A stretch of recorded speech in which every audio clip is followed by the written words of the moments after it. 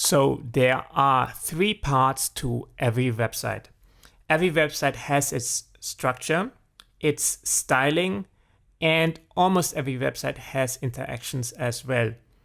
And for each of these three parts, we use a different language. In order to create a structure, we use a language. In order to style the structure, we use a second language. And in order to create these interactions, we use a third language. When we design our website with Webflow, Webflow will handle all the coding for us. However, I think it's handy for you to understand really some basics about what Webflow is actually doing for us in the background. And that will make it a lot easier to understand Webflow itself. So let's take a look at the three languages that are used in order to create the website. The first one, the structure, is created using a language called HTML. HTML stands for Hypertext Markup Language. And HTML basically consists out of HTML elements. Elements are all the parts you see on a website and some more parts which you do not see. An HTML element can be, for example, a button, an image, or some text on the website. Let's take a look at how this HTML code actually looks. In order to understand how HTML works, I swapped over to the Google landing page. And now I'm using a Google Chrome browser, which allows me to go right-click and then choose Inspect. And that's going to open up something called the Google Chrome Developer Console. And with this Developer Console, we can inspect the code of every website we visit. So this is the code, the HTML code of this Google page. And all these things here are referred to as elements. So all these rows represent a different element. Let's take a look at this image, for example, this image element. There we go. This is how the code looks like for this image element. And it contains some vital information. For example, it contains the height of the image, it contains the width of the image, and it tells the browser where this image is saved so that the browser can load it correctly. Now, as you can see here as well, these HTML elements, they are nested inside each other. So what we can do is we can nest one element into another element in order to create the structure on the page we want to create. And removing one element from this structure won't necessarily affect the structure of all the other elements. So let me delete this image element. And as you can see, the Google homepage looks almost the same, just one element is missing, this image element. However, the structure of the rest of the page did not change. Let me reload this page and then let's take a quick look again at the code. Let's inspect again. And let's take a very quick look at here at the code. As you can see, all these elements are nested inside each other, as I already said. This outermost element in which everything is nested is this body element. The body element is the outermost element on this page. Everything you see is nested within this body element. And when we talk about nesting, we refer to the element, the outer element, as a parent element, and everything that's nested inside that parent element are child elements. So for example, this body element would be considered a parent element, and this style element, which is nested inside this body element, would be considered its child element. Important terminology to keep in mind for when we take a look at styling. So let's hop over again to our slides and take a look at the second language, the language we use to style our HTML elements. And in order to style an element, we use a language called CSS. CSS refers to cascading style sheets.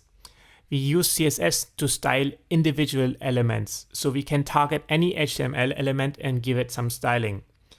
Now, there's one really important thing to consider about CSS. Styles cascade down, meaning if I style a parent element, so the outer element, all the child elements, all the elements nested inside that parent element will take the same styling unless we target one of these child elements specifically and override the stylings. Now that's something important to consider and something that we are going to make a lot of use of when we design our website. In order to see what CSS actually is doing, let's go back to the Google page and remove actually every styling. I have a plugin here which allows me to disable all styles. Let me select that. And there you go. That's how the Google homepage looks like without any CSS styling applied to it.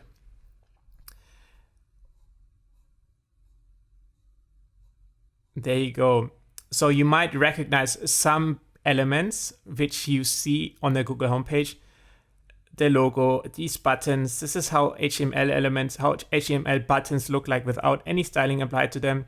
This is how all the links look like without any styling applied to them. And this is how some of the icons Google makes use of look like when we have not applied any styling to them. Here, this is the search bar.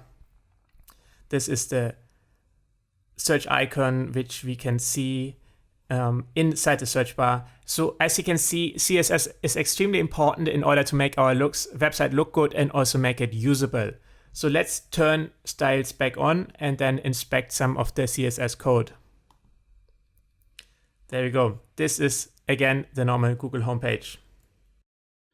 And in order to inspect the CSS code, let's hit right click again and select inspect.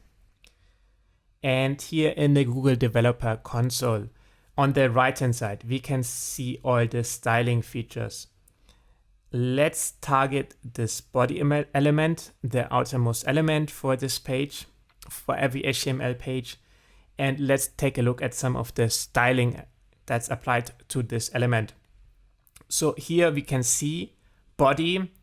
This element has two styles applied to it. It has a background color of white and a text color. This color refers to text of an almost black. So let's go about and change this. I'm going to change the background color and let's make it red and take a look again. So as you can see, most of the website turned red. There are, however, some parts which are not red, like the search bar, this button, and this bar down here. That means that these elements must have their own styling applied to them, because otherwise they should also have a red background. And in order to verify it, let's inspect this search bar. I'm going to go inspect again. And let's try to find the search bar element. And there we go. There's a div element wrapping this all. And as you can see here, this search bar again has some background styling applied to it. Now, since this search bar is nested within this body element, it should be red. However, we said we can override these stylings by targeting individual child elements nested inside a parent element. So let's change this this background color as well. Let's make it blue in this case. And there we go. This is how we style elements with CSS. So we target different elements and then apply the appropriate styling to it. With CSS, we can really style anything imaginable and create some of the any design which we really can think of. Now, when we design with Webflow, what Webflow is going to do in the background, it's going to apply all the CSS styling for us. However, we will not have to actually style with CSS ourselves. We don't have to write the code ourselves, but the logic that's happening in the background is very much the logic of CSS. So when you style as CSS would style an element. Let's reload this page and then take a look at the last language, which is required in order to make this website functional. So we said every website, or most websites these days, have interactions as well. And in order to create interactions, we use a language called JavaScript. JavaScript allows us to dynamically change what's displayed on the website, and it also allows us to interact with the outside world. For example, with outside servers or third-party websites. let's take a look at what that especially means on a Google page. So for example, if I say enter a search request like test, what is happening in the background? This Google page sends a request to the servers and then dynamically changes how this website looks like, and the content on the website changes as well. All of that is handled with JavaScript. We are not going to make use of much JavaScript at all. Webflow can write some basic JavaScript for us, and that's something we're definitely going to make use of. We are also going to integrate some JavaScript from third-party code into our website. However, otherwise, this tutorial is mostly about using HTML and CSS without writing any code at all. Now that we understand the three important parts to every website, its structure, its styling, and its interaction, it's actually time to get started with taking a better look at Webflow and what Webflow can do for us.